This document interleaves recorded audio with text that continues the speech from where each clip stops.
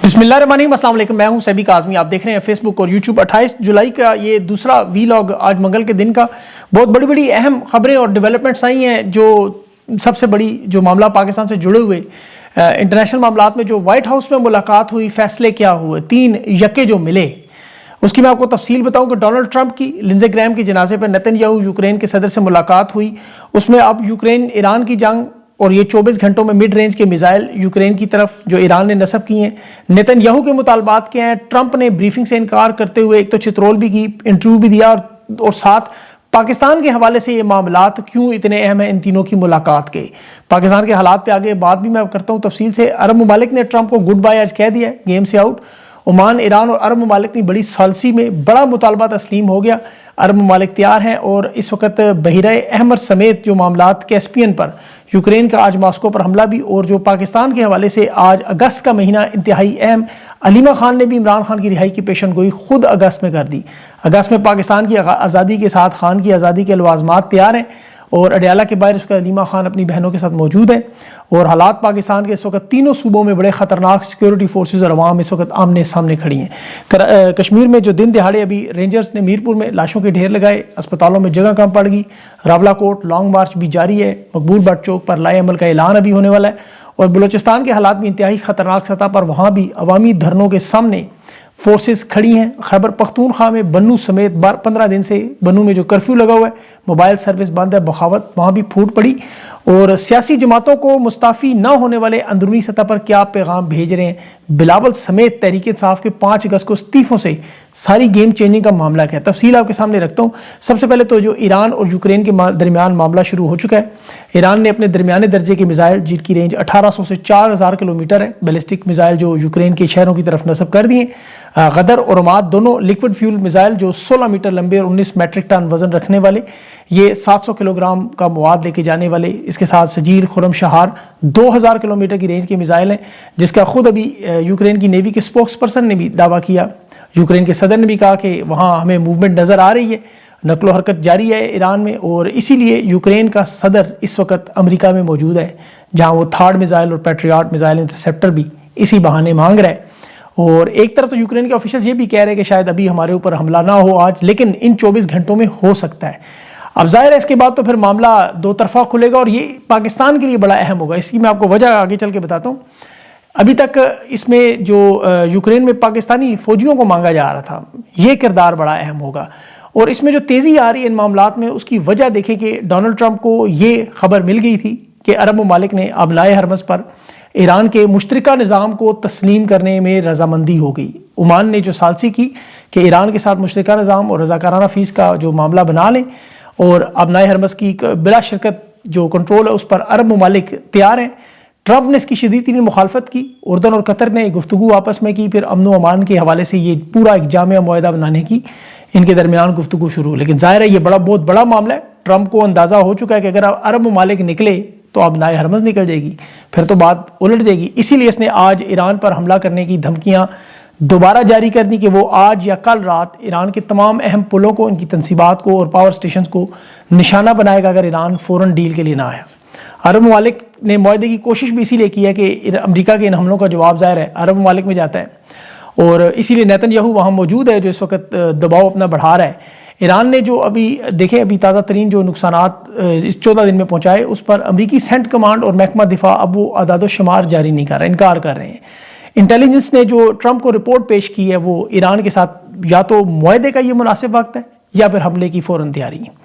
अभी इस वक्त को ज़ाया नहीं करना, उन्होंने ट्रंप को बताया। ट्रंप ने जो इंटरव्यू दिया, खुद स्टेटमेंट भी दी। नेतन्याहू से आई खुफिया जो मालूमात थी ईरान के जोहरी मराकज़ पिकैक्स माउंटेन कूलिंग कोह पर, वहाँ जहाँ बड़ी तेज़ी से जो जोहरी सैनिटरी फ्यूजेस मुंतकिल करने की और मिसाइल ड्रोन प्रोग्राम की जो इसराइली इंटेलिजेंस ट्रंप को दी, जिसे उसने मुस्तरद कर दिया कि मालूमात हमारे पास हैं और हम हमला करने के लिए आमादा हैं, तैयार हैं। अमरीकी फ़ौज को ईरान में अफसूदा यूरेनियम के ज़ख़ीरे के लिए, कब्ज़े के लिए ऑपरेशन भी करना पड़ेगा।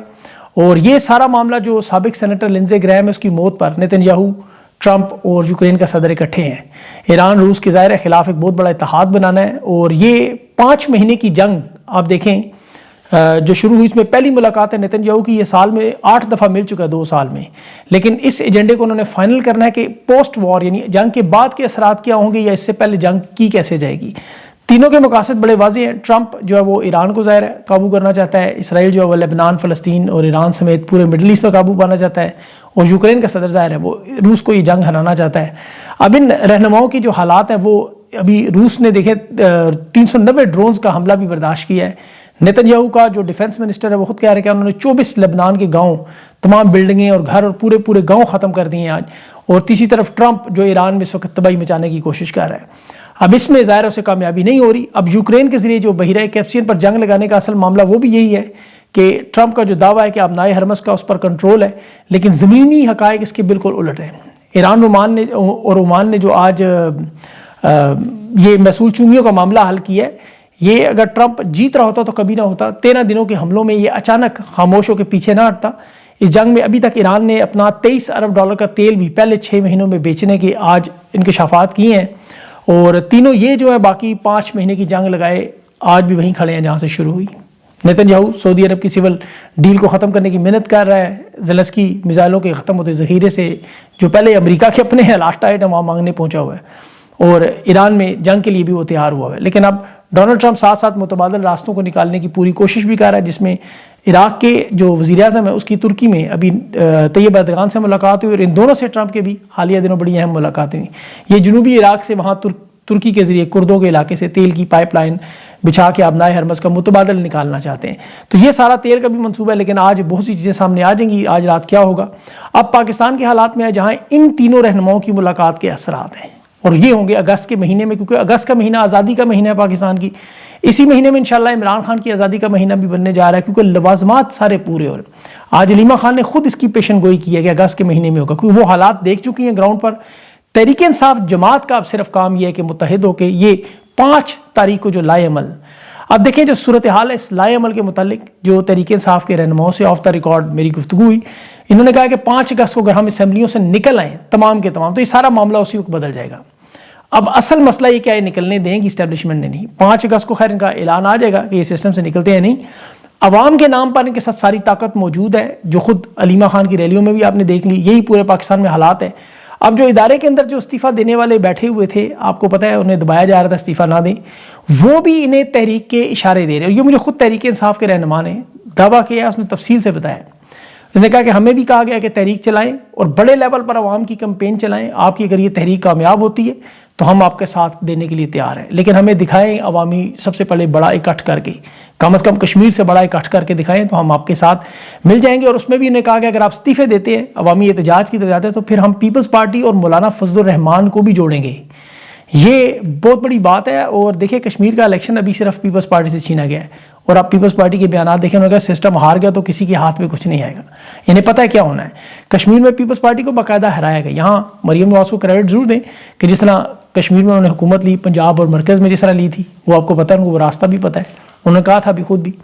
اب بہرحال تحریک کے اشارے مل رہے ہیں اور پیپلز پارٹی کو کہا جا رہا ہے کہ مدد بھی کریں. یہ جو بیانات ہیں یو ٹرن ہے، یہ اسی لیے نظر آ رہے ہیں کیونکہ ملک اس وقت بڑی خطرناک صورتحال پر جہاں بقا کا خطرہ ہے. دیکھیں تینوں صوبوں میں، یہ ویڈیو شاید آپ نے دیکھی ہوگی، عوام سیکورٹی فورسز کے سامنے کھڑی ہے. تینوں صوبوں میں اس وقت لاشیں گرائی جا رہی ہیں. ہارڈ ریاست جو ہے وہ ٹوٹ پھوٹ کا شکار نظر آ رہی ہے. اور سب سے بڑا معاملہ اس میں ظاہر ہے تحریک انصاف. اس سسٹم سے نکلتے ہی یہ تاش کے پتوں کی طرح یہ نظام بکھر جائے گا، کیونکہ ظاہر ہے پھر مولانا فضل الرحمان پیپلز پارٹی بھی اس کا حصہ نہیں رہیں گے. اب جہاں تک خیبر پختونخوا کی حکومت ہے، سہیل افریدی کو جو آپ کو پتہ ہے نائل ہونے کے ڈراوے دھمکیاں دی جاتی ہیں، وہ یہ یاد رکھے کہ ان حالات میں کبھی بھی خیبر پختونخوا کی حکومت نہیں گرائیں گے. خیبر پختونخوا میں کیونکہ حالات مختلف ہیں، وہاں حکومت گرانے کی جو دیر ہے کہ وہاں جو صورتحال ہوگی وہ مکمل طور پر آؤٹ آف کنٹرول ہو جائے گی. وہ کشمیر نہیں ہے، وہاں ابھی بھی ایک متوازی حکومت نظر آ رہی ہے. وہاں پر اس وقت کالعدم تنظیموں کے ساتھ دیکھیں کہ پولیس امن کمیٹیاں، ابھی صرف بنو کی آپ حالات اٹھا کر دیکھیں تو آپ کو اندازہ ہو کہ وہاں بغاوت کے اثرات ہیں. وہاں FC کے جوان ابھی جو مارے گئے، اس کے بعد حالات کتنے کشیدہ ہیں کہ بالکل ایسے لگتا ہے کہ بنو بلوچستان بنا ہوا ہے. وہاں کرفیو لگا ہوا ہے، پولیس اور فوج جو ہے وہ مل کے کام نہیں کر رہی. وہاں انٹرنیٹ سروس بھی بند ہے ان علاقوں میں. کالعدم تنظیمیں اس قدر مضبوط نظر آ رہی ہیں، وہ اینٹی ڈرون گنیں اٹھائے سڑکوں پر مٹر گش کر رہے ہیں، بالکل بلوچستان کی طرح. اور اس کے ساتھ ہی جو عین اس وقت کشمیر کا معاملہ ہے، وہ وہاں دیکھیں کہ حالات آپ کے سامنے ہیں، قابو سے باہر ہیں. بظاہر طاقت سے لاشیں گرا کے جشن منانے کے اہتمام کیے جاتے ہیں، لیکن مقبوضہ کشمیر کے بعد اب آزاد کشمیر سے بھی پاکستان سے آزادی کے نعرے لگ رہے ہیں. وہاں گلی محلوں میں جو میدان جنگ بنا ہوا ہے، 20 شہداء کی اطلاعات تھی، اب 31 تک پہنچ چکی ہے. اس میں مزید زخمی بھی ہیں اور اس حالت میں ہیں کہ وہاں کچھ بھی ہو سکتا ہے، ظاہر مزید شہادتیں بڑھ سکتی ہیں، اور گولیاں چلانے کے باوجود کشمیری قافلوں کی صورت میں سیکورٹی فورسز کو پیچھے دھکیل رہے ہیں۔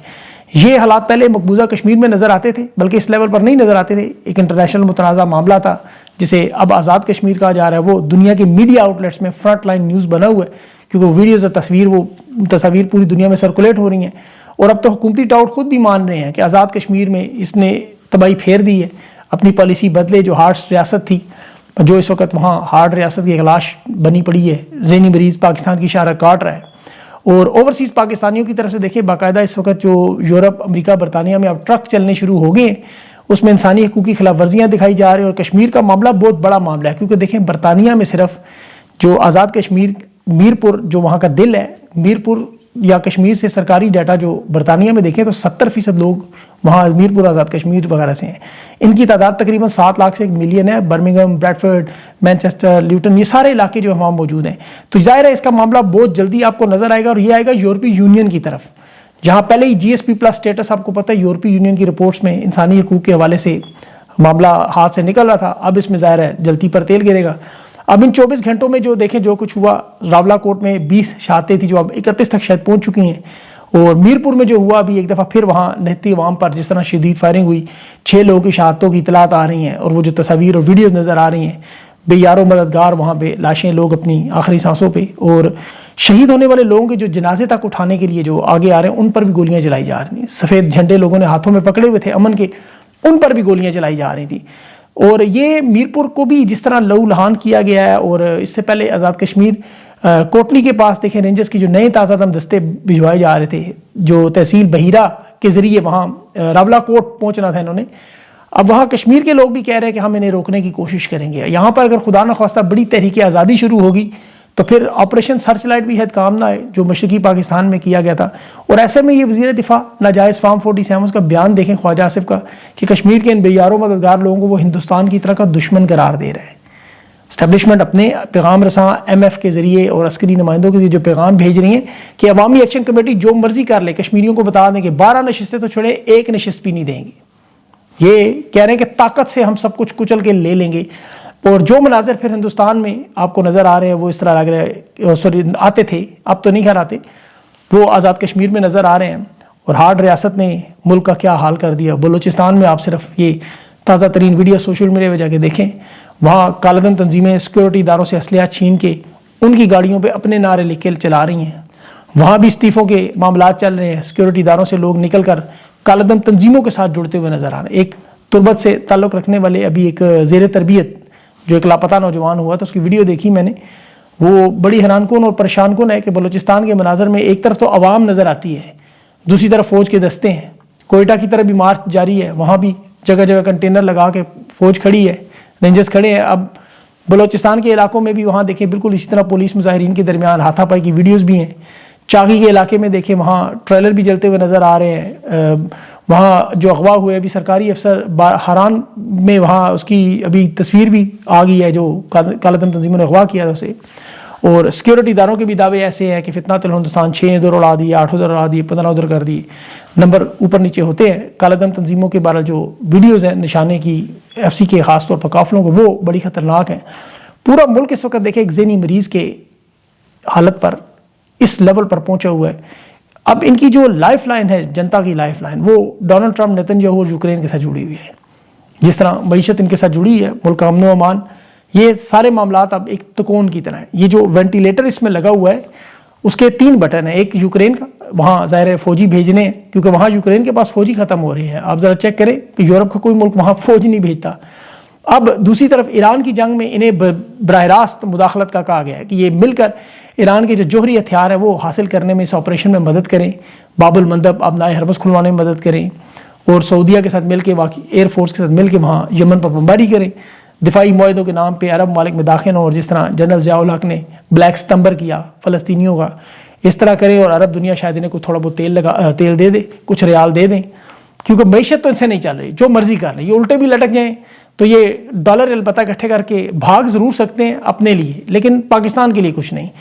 ان تینوں معاملات میں کیونکہ اتنی آسانی سے شامل نہیں ہو سکتے، خاص طور پر ایران کی جنگ میں مداخلت یا وہاں جوہری ہتھیاروں کو حاصل کرنے میں آپریشن میں مدد یا باب المندب کھلوانا، یہ ناممکن کام ہے ان کے لیے. البتہ یوکرین فوج ضرور بھیج سکتے ہیں, اور اس میں بھی دیکھیں کوئی زیادہ خاص پیسے نہیں ہیں, $250 سے $2500 سے زیادہ نہیں ملتے, اور معیشت اس میں نہیں چل سکتی. وائٹ ہاؤس کی جو ملاقات تھی اس میں امریکہ نے انہیں کردار دیا تھا, اگر جنگ میں نہیں شامل ہونا تو کم از کم ایسا بندہ ضرور چاہیے ثالثی کے طور پر جو ہمیں فیس سیونگ اور سیف ایگزٹ میں چھڑانے کے لیے تو ہو. اب بدقسمتی جتنے بھی انہوں نے وعدے کیے تھے وہ پورے نہیں ہو رہے, اور امریکہ دو طریقوں سے کارروائی کرتا ہے, ایک یا تو عدالت سے یا پھر عوامی تحریکوں سے. اب دیکھیں کہ کون سی تحریک جانی ہے. اب معیشت کے حوالے سے اسٹیٹ بینک کی رپورٹ آپ دیکھیں, توانائی کا گردشی قرضہ دیکھیں, IMF کی جو حد سے تجاوز کرتے ہوئے جون تک تقریباً 1800 ارب تک پہنچ چکا ہے. اس میں 130 ارب سے زیادہ گردشی قرضہ بھی شامل ہوا ہے. IMF نے جو انہیں اجازت دی تھی وہ 1600 ارب تک محدود رکھنا تھا. بینکوں کے جو قرضے ہیں وہ پہلے ہی چھلانگیں کہاں سے کہاں لگا رہے ہیں. پنجاب اور سندھ میں اس وقت گندم کے نئے سکینڈل آپ دیکھیں کہ 3 ملین میٹرک فی گندم جو ہے وہ 3 ارب کی زیادہ وہ غائب ہوگی, پتہ ہی نہیں کہاں ہے. اور جو سیلاب کی صورتحال ہے وہ آپ کو پتہ نہیں چل رہا, 200 سے زیادہ لوگ ہلاک ہو چکے ہیں. سلال ڈیم سے چھوڑا ہوا چناب کا پانی, آدھے سے زیادہ پنجاب ڈوبا ہوا ہے اس وقت. لیکن اور ابھی اس میں 5 اگست تک مزید بارشیں ہی بارشیں ہیں. دریائی علاقوں میں سیلاب کا جو خطرہ ہے وہاں لوگوں کی جانیں کشتیوں پہ بچائی جا رہی ہیں, لیکن وہ اسی لیے آپ کے سامنے خبریں نہیں لا رہے کہ پنجاب کی حالت آپ کو پتہ نہ چلے. یہ کشمیر کا آپریشن اسی لیے کیا جا رہا ہے کہ لوگ اس طرف دھیان نہ دیں ابھی, کیونکہ انہوں نے آپ کو پتہ ہے ہندوستان کے پانی چھوڑنے پر سانس روکنا تھا. یہ اور بات ہے کہ انہوں نے جا کے کشمیریوں کا سانس روکنا شروع کر دیا, بلوچوں کا روکنا شروع کر دیا, KP کا روکنا شروع کر دیا, اب پنجاب کا. تھوڑی سی اگر عقل کرتے تو اتنا کچھ کرنے کی بجائے صرف اتنا کر لیں, اڈیالہ جیل جا کے عمران خان کے پاؤں پکڑ لیں, معافی مانگ لیں. عمران خان یہ تمام مسائل حل کرنے کا ایک واحد شخص ہے جس کے پاس اہلیت ہے, قابلیت ہے اور نیت ہے. وہی اس ڈوبتے ہوئے ملک کو بچانے کی صلاحیت رکھتا ہے. عمران خان باہر آ کے یقین کریں ان کو بھی فیس سیونگ اور سیف ایکٹ دے دے گا. انہیں چاہیے کہ اس ملک کو بچائیں, اور نیچے جو لوگ وہ بھی اس بات پہ غور کریں کہ ایک شخص کی خاطر کیوں پورے ملک کو اس وقت گھوڑے پر چڑھایا جا رہا ہے. 3 صوبوں میں اس طرح کے حالات 78 سال میں شاید کبھی کسی نے نہیں دیکھے ہوں گے, اور بڑا افسوس, یقین کریں بڑا دل دکھتا ہے کسی بھی ایک بھی شخص کی جان جائے ناحق, اور وہ بھی خاص طور پر کلمہ گو اور پاکستانی, اور زیادہ دکھ ہوتا ہے. اللہ ان پر اب کیا کرے, میں کیا بدوا دوں, ان کو ہدایت دے. اپنا خیال رکھیں, مجھے اگلے ویلا تک کے لیے اجازت دیں. اللہ حافظ.